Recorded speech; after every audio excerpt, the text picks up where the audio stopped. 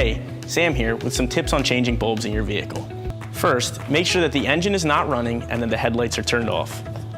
It's also recommended that you wear gloves during this procedure to protect yourself from any sharp surfaces in the engine bay, as well as prevent you from touching the glass surface of the bulb with the oils on your hand, which can cause the bulb to burn out prematurely. Once you've gained access to the back of the headlight assembly, the next step is to remove the bulb. All styles are different. Some may have a metal retaining clip that holds the headlight into the headlight assembly. Others may have a twist and pull style.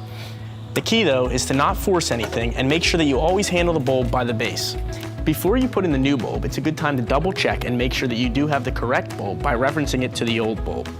Once you've ensured that you do have the correct bulb, you're going to want to put a small dab of dielectric grease inside of the connector. This can help make sure that you have good electrical contact, and also it will help lengthen the life of the bulb. When it comes time to put the new bulb in, you want to make sure that you have the bulb sitting in the socket completely straight. The socket is what ensures that the beam will be pointed directly where you want it to be pointed on the road. It is possible, however, if you force the bulb, that you can put the bulb in sideways or on an angle, which is going to end up pointing your beam in the wrong direction. Also, always be sure to change headlights in pairs. If one bulb burned out, chances are the other one's not far behind. And you don't want to be driving down the road with one perfectly good brand new bulb with another dim bulb on the other side. All right, those were a few tips on changing headlight bulbs. I'm Sam, thanks for watching.